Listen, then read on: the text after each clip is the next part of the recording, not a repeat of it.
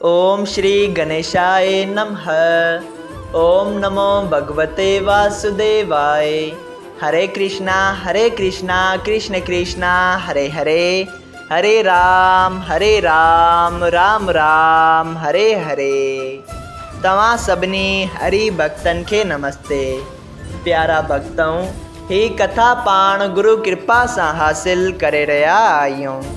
श्री गणपति सरस्वती जो दरे ध्यान करियां थो मां भागवत महापुराण जो बयान, जंहिंमें व्यासदेव ऐं श्री सुखदेव जी कयो आहे श्री कृष्ण लीला जो गुणगान। सभई चओ जय भागवतम महापुराण।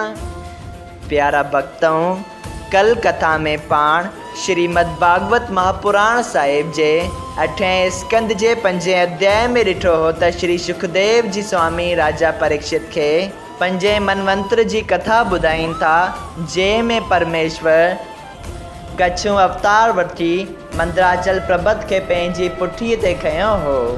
जंहिं बाबति राजा सुखदेव जी पुछनि था त कृपा करे उहा कथा मूंखे ॿुधायो।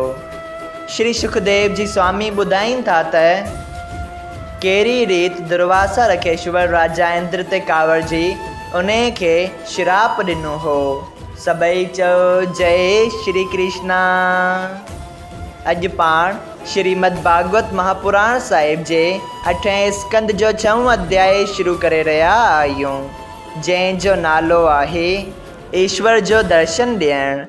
श्री सुखदेव जी चयो त हे राजा परीक्षित, जॾहिं ब्रह्मा ऐं ॿियनि देवताउनि जी स्तुति करण सां वेंकटनाथ ख़ुशि थियो, तॾहिं पंहिंजो रूप 1000 सूरजनि जे तेज जहिड़ो रखी गुरुड़ ते चढ़ी देवताउनि खे अची दर्शन ॾिनो। इहो तेज ॾिसी ब्रह्मा खां सवाइ ॿियनि सभिनी देवताउनि जूं अखियूं बंदि थी वयूं। सुदर्शन चक्र ऐं ॿिया 8 ई हथियार श्री नारायण भॻवान जा पंहिंजा पंहिंजा रूप धारण करे चौधारी बीठा हुआ।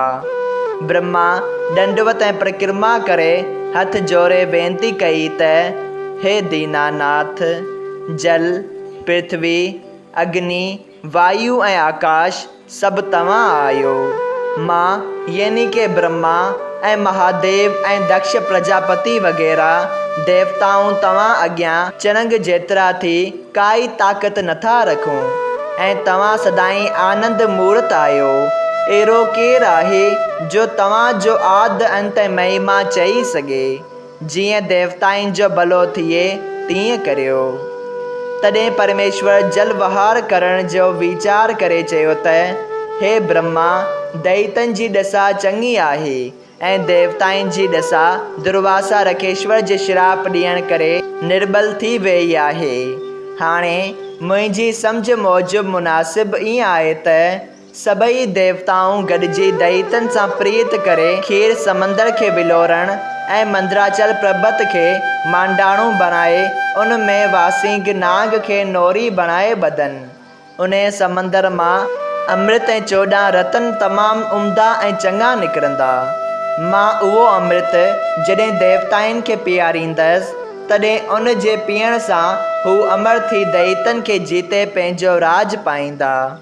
इहा ॻाल्हि ॿुधी देवताउनि वेनती कई त हे महाराज, दैत असांखां वधीक बलवान आहिनि, से त असांखां अमृत फुरे वेंदा, उन्हनि ते असांजो कहिड़ो वस हलंदो।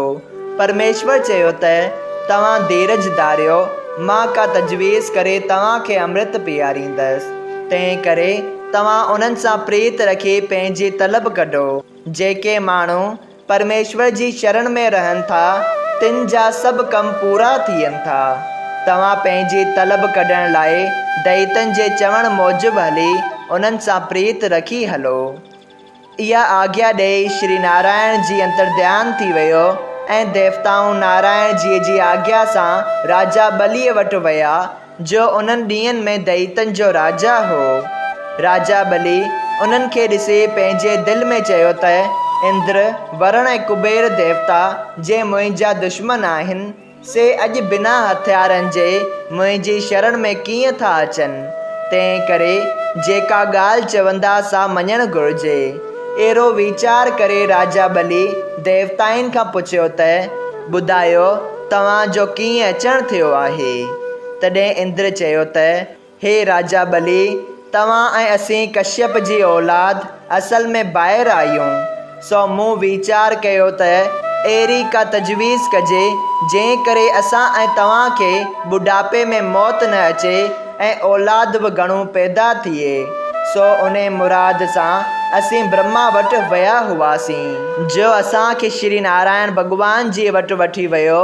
तॾहिं श्री नारायण जी असांजी वेनती ॿुधी चयो त तव्हां राजा बली ऐं ॿियनि पंहिंजनि ॿाहिरनि खे साण करे खीर समंदर खे विलोरियो ऐं मंदराचल पर्बत खे मांडाणी, वासिंग नांग खे नोरी बणाए जीअं ॾुध यानी दहीअ खे विलोरे मखण कढिबो आहे, तीअं खीर समंदर खे विलोरण सां जेको अमृत ऐं 14 रतन निकिरंदा, सो अमृत जॾहिं अव्हां ॿई पीअंदा तॾहिं अव्हांखे बुढ़ापे ऐं मौत जो खुटको न थींदो, हमेशा जवान ऐं अमर रहंदा।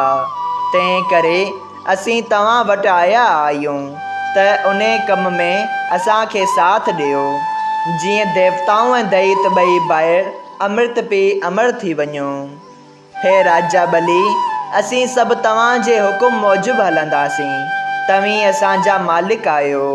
इहा ॻाल्हि ॿुधी राजा बली ऐं ॿियनि दैतनि चयो त उन कम में असीं तव्हांजो साथ ॾींदासीं, लेकिन अमृत वग़ैरह जेके बि खीर समंदर मां निकिरंदो सो विराए खणंदासीं।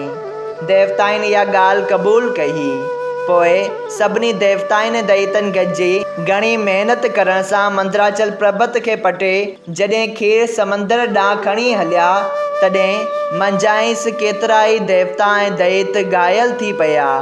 लाचार उन्हनि हार मञी पर्बत खे रस्ते में खणी रखियो ऐं खेनि जेको ताक़त जो अभिमान हुअनि सो टुटी पियो, जंहिं करे सभई गॾिजी परमेश्वर जो ध्यानु करे वेनती करण लॻा, हे वेंकटनाथ, तव्हांजी दया करण ऐं अचण खां सवाइ ही पर्बत खीर समंदर ताईं असां खां खंयो नथो थिए। जॾहिं भॻवान अंतर्यामी उन्हनि जा इहे दीन वचन ॿुधा, तॾहिं यकदमि गुरुड़ ते सवार थी उते आयो। देवताउनि ऐं दैतनि दंडवत प्रणाम करे स्तुति कंदे वेनती कई त हे महाराज, हे अंतर्यामी दीन दयाल महाप्रभु, असां खां ही पर्बत खीर समंदर ताईं खंयो नथो वञे। थोरे पंधु खणी अचण में ई केतिरा ई घायल थी पिया आहिनि। इहो ॿुधी परमेश्वर दीन दयाल जीअं ई घायलनि तरफ़ दया जी दृष्टिअ सां ॾिठो, तीअं ई हू चङा भला थी उथा। पोइ परमेश्वर मंदराचल पर्बत खे खणी गुरुड़ जी पुठीअ ते रखियो ऐं सभिनी देवताउनि ऐं दैतनि खे बि गुरुड़ ते विहारे हिकिड़े पलक में अची खीर समंदर जे किनारे ते पहुतो। जॾहिं मंदराचल पर्बत खे लाहे गुरुड़ खे मोकल ॾिनाही, तॾहिं सभु देवता ऐं दैत उन जी स्तुति करण लॻा। सभई चयो जय श्री कृष्णा। श्रीमद् भागवत महापुराण साहिब जे 8हें स्कंद जो 6हों अध्याय संपूर्ण थियो। अगरि तव्हां सभिनी हरि भक्तनि खे हिन कथा मां लाभ हासिल थियो हुजे त कृपया हिन कथा खे ॿियनि हरि भक्तनि सां शेयर कजो त उन्हनि जो बि भलो थिए ऐं तव्हांजो बि भलो थिए। सभई चयो जय सिया राम। राधे राधे।